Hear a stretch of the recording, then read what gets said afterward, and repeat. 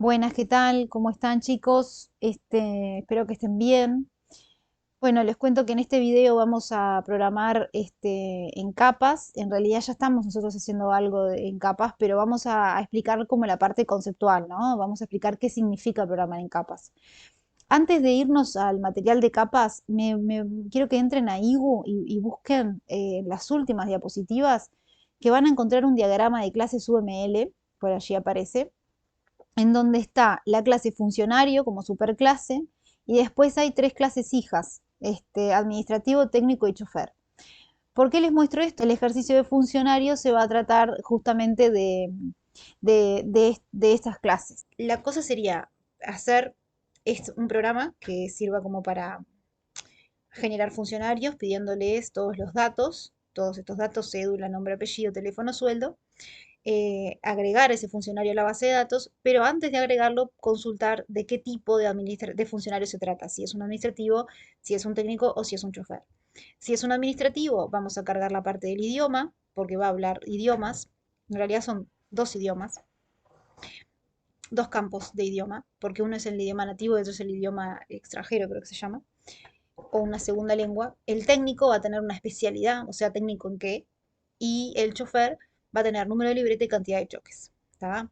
Entonces, la idea sería hacer ese programa, que se los voy a mostrar como para em, que estemos hablando de lo mismo, que se sepa a dónde vamos con esta nueva parte.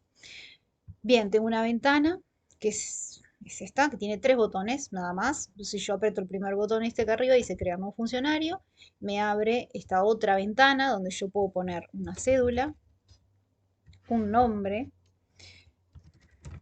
un apellido,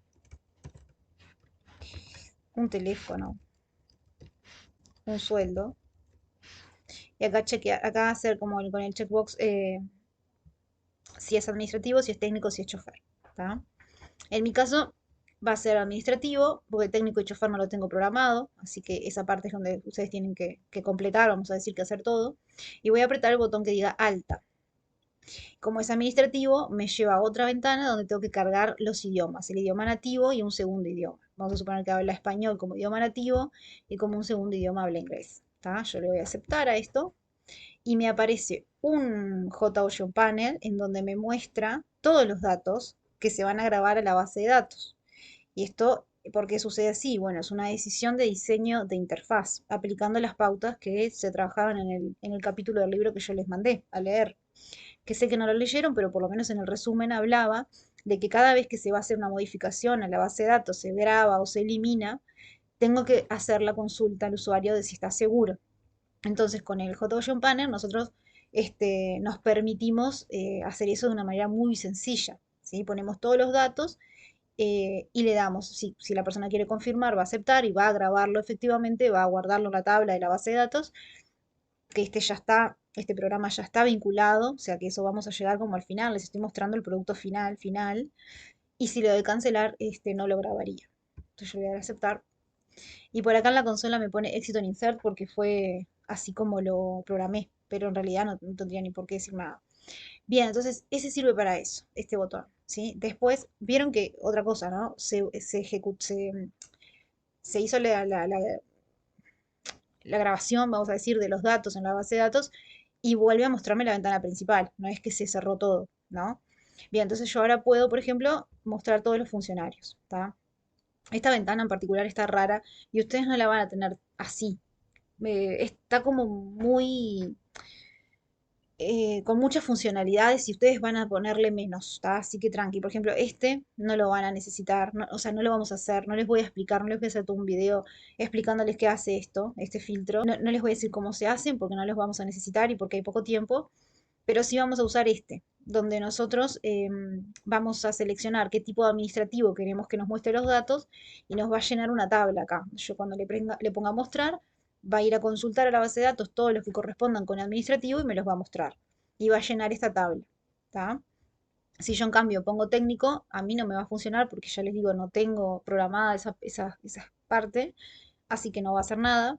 Ay, justo eliminó, no sé qué eliminó. nada porque no tengo nada. Y bueno, solamente me está funcionando la del administrativo, ¿tá?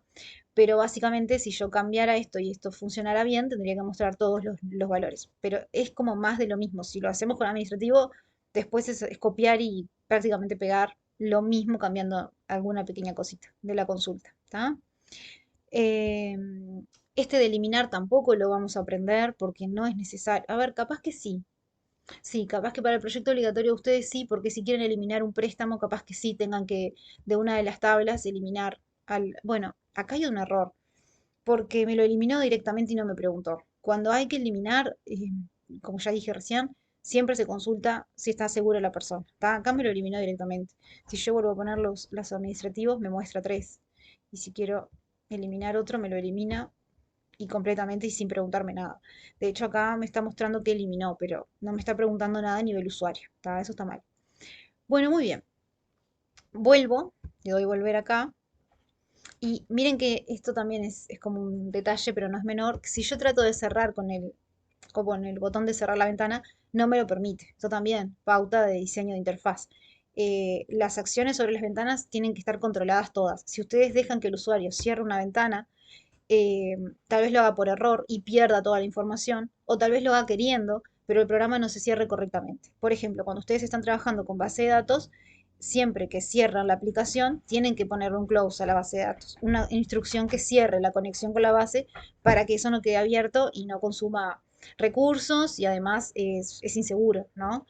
Entonces, los botones así como de cerrar la ventana, eh, siempre es como recomendable que no tengan acción, ¿no? A no ser que sea una ventana secundaria y capaz que ahí sí. Pero una ventana principal, por ejemplo, que si se cierra de acá, que no se pueda cerrar de acá y que haya una forma de salir más segura. Cuando yo apriete este botón, van a suceder cosas internamente, ¿no? Se va a liberar la memoria, van a suceder cosas internamente que cuando yo aprieto acá no va a suceder, porque no lo puedo controlar, ¿está? Entonces le doy salir y ya está. Y ahí eso sería lo correcto. Eso es lo que vamos a lograr. Ahora hay que ver cómo. Y vamos a explicar paso a paso cómo logramos eso. ¿Está? Bien, vamos a empezar a explicar lo que tiene que ver con capas. Ahí está. Esto de IU lo vamos a dejar atrás, ¿tá? Ya no lo vamos a usar más. Y vamos a empezar a trabajar con este material que dice capas. Muy bien, voy a ampliar. Vamos a tener que explicar alguna cosita teórica de esto al principio, ¿tá? Y después vamos a ver cómo se lleva a la práctica. Bien, empezamos. Dice, diseño arquitectónico. El diseño arquitectónico es una actividad que determina qué estilo arquitectónico usar para organizar el software en cuanto a su forma y funcionamiento. O sea, es una etapa donde nosotros tenemos que poner un pienso, ponernos a diseñar exactamente cómo queremos que funcione nuestro programa, ¿tá? ¿Qué clase se va a relacionar con qué clase? ¿Qué objetos voy a tener? Ustedes ya para el funcionario ya saben que van a tener determinadas clases como la clase madre y las clases hijas. Entonces ya hay cuatro clases que ya las tienen claras. Pero esas clases están dentro de un paquete, que por ejemplo, en el caso que nosotros vamos a usar ahora, esas cuatro clases van a estar en el paquete lógica. ¿Tá? Y ahora vamos a explicar justamente qué significa que estén en el paquete lógica. Entonces vamos de a poco, pero les quiero decir como que se trata de eso, de ver cuántas clases tengo, en qué paquetes van a estar, qué paquete se va a relacionar con cuál y cómo va a funcionar el software. ¿Está? Bueno, dice, uno de los beneficios que tiene realizar un diseño arquitectónico explícito, o sea, sentarse a diseñar y tener el producto terminado, es tener una comunicación fluida y clara con todos los desarrolladores y clientes.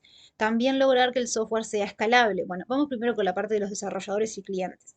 Si yo tengo un dibujo hecho sobre cómo va a ser mi programa y tengo diseñadas las clases y demás, yo puedo con eso ir y hablar con primero mis colegas, o sea, las personas que van a desarrollar junto conmigo, y decirles, por ejemplo, mira, ustedes encárguense de desarrollar la parte de la capa lógica, que yo, porque ya está todo en el UML, ¿no? Ese diagrama de clases va a estar todo escrito ahí, qué métodos necesito. Entonces es cuestión de hablar con ellos y decir, bueno, este método va a hacer esto, este lo otro, saquen apuntes y cada cual se pone a desarrollar una capa, por ejemplo, o una clase.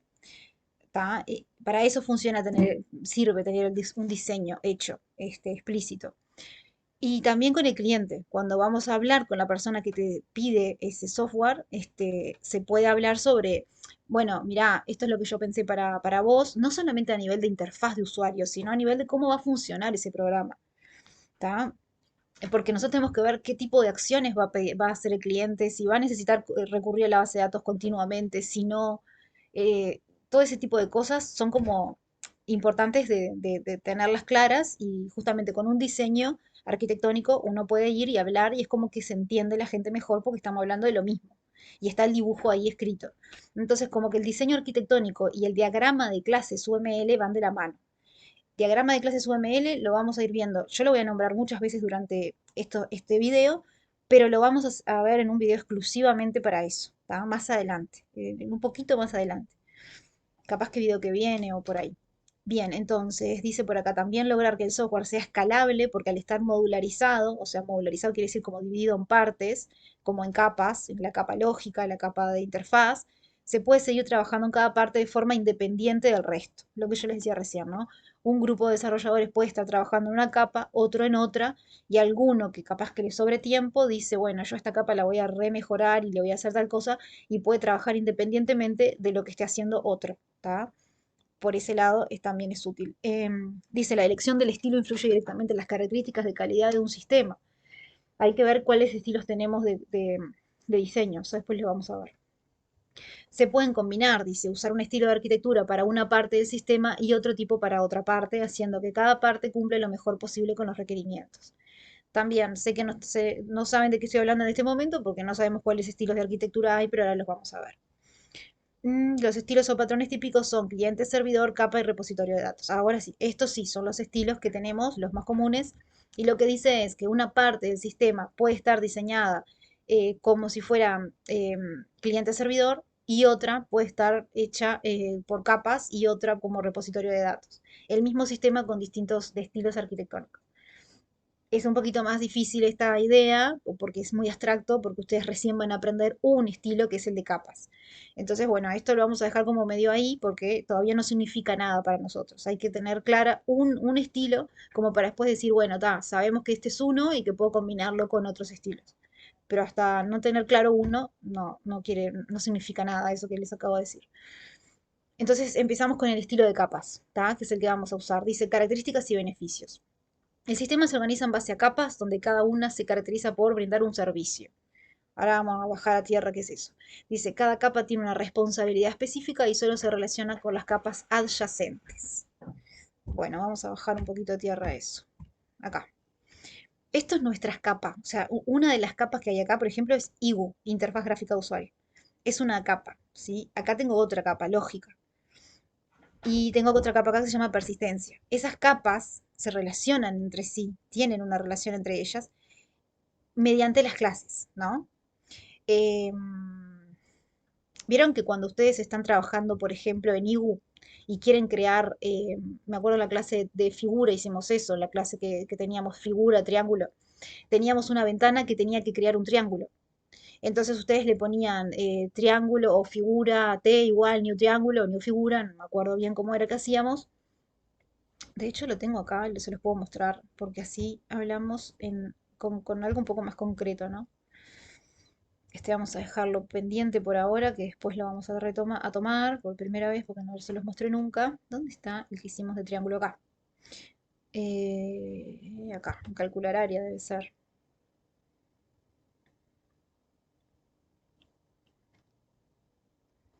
Mm, No, ventana triángulo, a ver acá. Acá está. En ventana triángulo hay un botón que dice calcular. Entonces, ese es el botón que crea el triángulo. Triángulo T, new triángulo.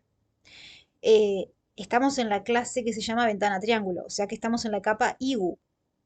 Bien, la capa IGU, ¿no? Una clase de la capa IGU, la clase ventana triángulo, está tratando de crear un objeto que pertenece a la clase triángulo, o sea que está en la capa lógica. O sea, esta clase está tratando de crear un objeto de esta otra. Y esto se puede hacer perfectamente y hay que hacerlo, de hecho, em, pero solamente es posible porque por acá hay un import lógica punto triángulo, este. Si yo saco este import, me va a dar un error acá abajo. en triángulo, porque no conoce qué es triángulo. No tengo ni idea, es una palabra común, porque para Java en ese momento es una palabra común. Solamente lo reconoce como una clase si nosotros importamos la clase triángulo de la capa lógica. Entonces, ahí estamos viendo una relación que hay entre una capa y otra. Vemos cómo se vinculan. Hay un import. En la clase triángulo, en la clase ventana triángulo hay un import a la clase triángulo de la capa lógica. ¿Va? ¿Se ve esa relación ahí? Bueno, esa es una relación que hay entre la capa, entre las capas. Bien, ese ejemplo estuvo buenísimo porque deja bien claro de qué estamos hablando. ¿Tá? Bien, ahora, la capa persistencia es la que se... Vamos a verlo acá. Acá. A ver si no me saltía nada. Nosotros nos quedamos leyendo... Ay, se me fue. Nos quedamos leyendo por acá. Sí, vamos a seguir leyendo por acá. No me quiero saltear nada y aparte quiero ir como en orden. Dice, el sistema se organiza en base a capas donde cada una se caracteriza por brindar un servicio. Ahí está. Cada capa tiene una responsabilidad específica y solo se relaciona con las capas adyacentes. Bien, entonces vamos a este dibujo. ¿Qué quiere decir que cada capa brinda un servicio? Bueno, es como que cada capa tiene una función, se dedica a una cosa, ¿tá? Para ordenar un poco el sistema, ¿no? La capa de presentación, que nosotros le llamamos IGU, que tiene que ver con todo lo que es la interfaz del usuario, ¿tá? O sea, todo lo que tiene que ver justamente con la presentación, sería como la parte visual que va a interactuar directamente con el usuario, ¿no? El usuario va a trabajar justo en esa capa, va a ver todas las cosas que suceden en esa capa. Después, por debajo de esa capa hay otra que se llama, eh, nosotros le pusimos lógica, pero es la capa de procesamiento de la aplicación. Es la capa que se dedica a los objetos del sistema. A ver, ¿qué quiero decir con esto? Si nosotros estamos haciendo un programa que es para calcular área de figuras, la capa lógica es la capa que tiene la clase triángulo, la clase círculo, la clase figura, la clase... Si estamos haciendo un sistema que se dedica a el control aéreo, como había un ejemplo en el libro, me acuerdo por eso, la capa lógica va a ser la capa que tenga los objetos que tienen que ver con el sistema. Por ejemplo, aviones, bueno, pasajeros, yo qué sé, pónganle, vuelos, ¿no? Como esos objetos que tienen que ver con la realidad a la que yo le estoy haciendo el sistema, el software. Bueno, esos objetos van a estar en esa capa, en la capa lógica o la capa de procesamiento de la aplicación. Es como que la capa que se dedica a tener ese tipo de objetos. ¿Tá? No va a haber interfaz acá y no va a haber manejo de base de datos ahí, en esa capa. Después tengo la capa de gestión de datos, que es la capa que se dedica a hacer todas las transacciones con la base de datos. Todo lo que es consulta, grabar, eliminar. Escribe las consultas en SQL, se escriben ahí. ¿Tá? Bien, y después, bueno, tengo la base de datos, que en realidad la base de datos no pertenece en sí al código de Java, pero sí se vincula. Por eso está, es como, ojo con eso, ¿no? Como que el sistema nuestro va hasta acá. La base de datos es otra cosa, esa parte, no tiene nada que ver con Java. La único que va a tener Java de la base de datos va a estar en esta capa, la de gestión de datos. También se le llama persistencia esa capa, yo la tengo como persistencia. Y, y bueno, y sirve como para eso, ¿tá? Para hacer las consultas y demás. La base de datos hay que hacerla aparte, eso también nosotros tenemos que ver después de hacerla, aparte que yo les voy a decir cómo se hace, por si no llegaron a eso, en el momento adecuado que necesitemos para poder seguir adelante, si no va a ser imposible, ¿está? Bueno, muy bien. Vamos de vuelta acá donde nos quedamos. Ah, esto es importantísimo, es como regla de oro. Cada capa tiene una responsabilidad específica, ya lo dijimos, pero la regla de oro viene después del i. Solo se relaciona con las capas adyacentes. O sea, si yo estoy en la interfaz de usuario, acá en esta capa, con mis clases y demás y todo eso, solamente puedo importar clases que estén en la capa de procesamiento de la aplicación o lógica. Nunca voy a poder hacer un import de una clase que esté en esta capa, porque ahí estaría como pasando por encima de todo lo que tiene que ver con los principios del diseño arquitectónico de capas. O sea, ya no estoy programando en capas, estoy haciendo otra cosa, ¿está? Que tendrá otro nombre, yo no lo conozco, es un invento, pero no se puede, ¿está? No se puede. Eh, para ver eso mejor, hay un esquema que me gusta mucho, que es este, que muestra que para que si uno está en la capa de interfaz de usuario, no puede acceder a la base de datos, por ejemplo, o no puede acceder a la capa de datos si no pasa por la capa lógica. O sea, es como que en realidad la interfaz de usuario va a usar datos de la base de datos porque los va a mostrar en la ventana o va a usarlos en los filtros o sea, los usa. Si no sería imposible que la persona haga algo con el sistema, ¿no? Se muestran los datos en la interfaz. Sí, estamos de acuerdo. Pero para que eso pase, yo tengo que tener una forma, que eso va a ser métodos, que van a estar en la capa lógica, que me permitan a mí entrar, llegar a la capa de base de datos o la capa de datos y después hacer la consulta en la base. O sea, tengo que tener en la capa lógica un intermediario, no me puedo saltear, no puedo, no, que me gusta este esquema porque muestra eso, que uno no puede entrar al núcleo, vamos a decir, de los datos si no pasa por estas otras capas antes. Y este otro no te da esa sensación, porque es como que uno dice, bueno, pero puedo ir directo, o sea, me salteo así y hago esto. De hecho, Java lo permite, o sea, el código va a andar, va a estar bien, va a funcionar. No es que va a estar bien, va a funcionar, pero está mal a nivel de diseño, ¿está? Entonces, está, eso no se hace, puede quedar muy cómodo. Y ahora vamos a ver características e inconvenientes que tiene el sistema de capas, el estilo arquitectónico de capas. Vamos a verlas ahora, porque esto es como tentador. A veces uno dice, yo estoy acá en la capa de IBU, quiero saber un dato, y bueno, importo una clase que esté en la capa de gestión de datos, la importo y que haga la consulta y me dé la información y la muestro en la pantalla y ya está. ¿Para qué voy a hacer un método en la capa lógica que lo tengo que llamar acá para que el método después haga de intermediario y llame acá si el método no hace nada, solamente funciona tipo túnel, ¿no? Que envía la información de un lado para el otro y la devuelve. Bueno, sí, hay que hacerlo así. Hay que hacerlo así porque eso tiene sus fundamentos teóricos en lo que tiene que ver con la eficiencia del software y el orden del software y demás. Entonces, hay que hacerlo de esa manera, aunque a veces resulte un poco engorroso. A ver, también está esto otro. Si el sistema necesita consultas continuamente en la base de datos, capaz que el estilo de arquitectónico de capas no es lo que necesitan ustedes. Capaz que es otro estilo. Por ejemplo, hay otro estilo que es repositorio de datos, este estilo arquitectónico es repositorio de datos o cliente-servidor. El capas no es el único. Es el que vamos a aprender, pero no es el único. Y dentro del capas hay otros. Hay distintos como sabores. Eh, que nosotros vamos a ver uno porque es la primera vez que lo ven, pero van a ver que no es la única manera. Hay uno que se llama modelo vista controlador, que es muy usado y es muy parecido al que vamos a usar nosotros, pero no es igual. Bueno, entonces, volvemos acá. Acá, no, acá. Bien, explicada entonces la regla de oro esta que les digo, seguimos. Dice, en este tipo de diseño los sistemas se pueden desarrollar de forma incremental. Incremental quiere decir como que uno, lo que les decía un poco recién, las capas son independientes entre sí, más o menos independientes entre sí, y uno puede estar desarrollando una capa de a poco. A ver, vamos a explicar eso de esta manera. Acá, por ejemplo, ¿no? Yo tengo este sistema. Este se llama primera interfaz gráfica. Tiene la capa IBU, lógica y principal. Bueno, no, está, principal es una capa, así que solamente contiene el método main, la clase del método main, pero está. Las capas principales son IBU y lógica, básicamente. Entonces, ¿qué quiere decir desarrollar de forma incremental?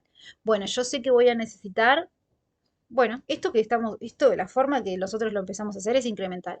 Por ejemplo, yo acá desarrollé el software para que me calcule el área del triángulo nada más. Si yo quisiera agregarle otra clase más acá en lógica que se llame círculo, que ustedes lo tenían que hacer, y después tengo, o sea, podría agregar la clase círculo acá, ahora mismo pongo new class círculo, creo la clase, hago que herede de figura, y después en IBU hago la ventana de esa clase.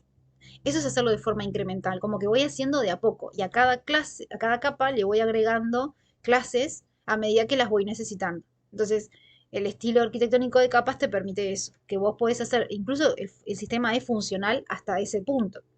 Y después puedes agregarle más funciones de manera incremental, o sea, de a poco en cada clase y obviamente que tengan sentido, ¿no? Bueno, muy bien. Volvemos al material. Acá. Eso es de forma incremental y seguimos. Se puede seguir desarrollando una capa y tener el sistema funcionando con los servicios que ya están listos. Esto indica que es una organización adecuada si buscamos que nuestro sistema esté preparado para cambios a futuro. ¿Tá? Y bueno, es como bastante ordenado porque uno puede incluso ir vendiendo versiones, ¿no? A medida que vaya teniendo las prontas y tal vez incluso las más importantes y después dejar las menos importantes para el final. O también se adapta muy bien a requerimientos de distintos sistemas de base, sistemas operativos, porque solo es necesario modificar la capa que interactúa con el sistema, por lo tanto se puede adaptar fácilmente. Esto aplica para diferentes bases de datos también. Claro, o sea, es como que la capa esta de gestión de datos, si uno quisiera cambiar de controlador porque desea usar otro motor de base de datos, lo puede hacer fácilmente modificando solamente las clases que estén dentro de esta capa sin tocar el resto. Estas otras, la interfaz va a ser igual, la de lógica también.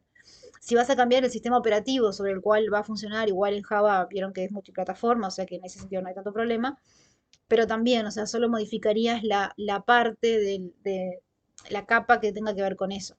Una cosa que sucede mucho es que cambie el estilo de interfaz, que a veces sea, yo qué sé, web, por ejemplo, ¿no? Imagínense un sistema que funciona de manera local, pero lo quieren transformar a web. Entonces, cambiar solamente la capa de interfaz implicaría cambiar las clases que están en esa capa y las demás se van a mantener igual. Todos estos métodos que se generaron acá y los de la base de datos se mantendrían igual. Hay que ver también cada situación en particular, a ver si no hay que hacer algún retoque en la parte de base de datos. Pero en general, lo que trata de decir esto es que al tenerlos independientes, si hay algún cambio, afectaría solo a determinado sector. Si hay algún cambio en la interfaz o si hay algún cambio en la base de datos, afectaría solo a las clases que están involucradas. Y no a todo, no hay que cambiar todo el sistema. Aparte está ordenado, entonces uno ya sabe directamente a dónde va a ir a cambiar. Bien, dice las capas pueden estar en una sola máquina o distribuidas en varias. Y esto también sucede en sistemas grandes, en donde de repente la capa de presentación es una capa que va a correr en una máquina que está especialmente diseñada no es la palabra, dedicada como a esa función con determinadas características de hardware que son necesarias como para esa capa, para esas clases, para ese sistema, y estar conectada remotamente con otras máquinas en donde estén funcionando estas otras capas, ¿no? O sea, que se conectan de manera eh, remota, ¿está? Eso quiere decir. Pero bueno, es como darles más información de todo el sistema de capas. En realidad nosotros lo vamos a hacer mucho más acotado, así que dice, típicamente se realiza una división del sistema en tres capas, donde la capa de presentación se encarga de la interacción con el usuario implementando una interfaz gráfica, por eso también se conoce como capa IGU, interfaz gráfica de usuario. Solo se comunica con la capa de procesamiento, o sea, o la lógica también se le llama, mediante el intercambio de objetos o utilizando métodos de los objetos definidos en dicha capa. Esto que hablábamos hoy, ¿cómo hago que una capa se comunique con la otra? Bueno, creo un objeto de la clase que forma parte de la capa. Vamos a explicar eso. Ya lo vimos hoy, pero está. O sea, ¿cómo me comunico? IGU, ¿cómo se comunica con lógica? Y bueno, porque en IGU vos tenés una clase que es ventana triángulo, que crea el objeto triángulo. ¿Dónde está? Acá. Y triángulo es una clase que está en lógica. Por eso se comunica. Porque estás creando. Y además de estar creando el objeto, tenés que importarla porque si no, no reconoce de qué clase estás hablando. ¿Tá? Esa es la forma de comunicarse de las capas. A ver, ahí. Dice, la capa de procesamiento de la aplicación realiza todas las operaciones necesarias para que el sistema cumpla los requerimientos. Sí. También se conoce como capa lógica por tener las operaciones de la lógica del negocio. Se encarga de conectar las dos capas adyacentes. La IGU adyacentes quiere decir que están pegadas, próximas. Donde dice, también se conoce como capa lógica por tener las operaciones de la lógica del negocio, se encarga de conectar las dos capas adyacentes, la IGU, con la capa de gestión de datos. También lo hace mediante el intercambio de objetos. O sea, sí, o sea, la capa lógica como que vincula la presentación, la interfaz con la base de datos. Eso es lo que hace la capa lógica. Además de tener las clases que son fundamentales para el negocio, ¿no? Para el sistema que está formando. Como dijimos recién, si estoy haciendo un sistema para calcular área de la figura, bueno, en esa clase va a estar la clase figura, la clase triángulo, la clase círculo, ¿tá? Y los métodos de calcular área de una y de otra clase. Van a estar ahí, no van a estar en la interfaz y no van a estar en la capa de gestión de datos. Bueno, después dice, la capa de gestión de datos se encarga de comunicarse con la base de datos de acuerdo a lo que la capa lógica le pide o le ordena mediante el intercambio de objetos. Se conoce como la capa de datos. Bien, dice atención, no todos los sistemas que realizan diseño arquitectónico por capas le adjudican estas responsabilidades a cada capa. Eso es importante. El modelo vista controlador es un modelo que genera capas también, pero cada capa tiene una función distinta, que en el modelo vista controlador se define cuál es la función y uno tiene que respetarlo si va a usar ese modelo. Hay otros también. Esta forma de organizar el sistema es la más sencilla y típica, pero existen otras, como el modelo, está ahí, que funciona en base a tres capas, cada una tiene un servicio distinto explicado anteriormente, incluso puede incorporar una capa aparte para las entidades. Ah, sí, también. También recordar que aquí hablamos de objetos porque estamos utilizando Java, pero el modelo de capas se puede implementar en otros paradigmas de programación, no solo orientado a objetos, tal cual. Bueno, pero nosotros lo vamos a ver en Java, pero tal, no quiere decir necesariamente que si vas a programar en capas tengas que usar objetos. Puedes programar en otro paradigma, que no es, no sé, no conozco muchos otros, pero bueno. Bueno, este ya lo vimos. Desventajas. Las capas inferiores ofrecen servicios que las capas superiores necesitan. Cuando esta necesidad es muy frecuente o continua, es necesario atravesar todas las capas para llegar a las más bajas. Acá, si uno necesita todo el tiempo estar consultando con la base de datos continuamente, todo el tiempo, capaz que el modelo de capas no es lo que más te sirve, porque tenés esa desventaja de que tenés que estar generando métodos acá, o de repente está, los generás una vez sola, ¿no? Después los usas todo lo que vos quieras, pero va a ser como te va a llevar mucho trabajo generar como todo este vínculo todo el tiempo, vamos a decir, o frecuentemente. Entonces está, por eso, el modelo de capas capaz no es el más conveniente para todos los casos. Hay que ver cómo se comporta tu sistema, ¿no? Esto implica más tiempo y recursos si perdemos esa independencia entre capas que caracteriza este estilo. Por eso este tipo de arquitectura es muy buena para algunos sistemas, no así para otros. Bueno, esto es lo que nosotros vamos a hacer ahora en el video que viene, porque este ya se hizo muy largo, en donde, bueno, vamos a hacer la capa lógica y la IGU. La interfaz gráfica la vamos a hacer con el Windows Builder. Bueno, tal, la capa lógica ya saben. La vamos a hacer a mano, como siempre, ¿tá? De acuerdo a lo que diga el UML.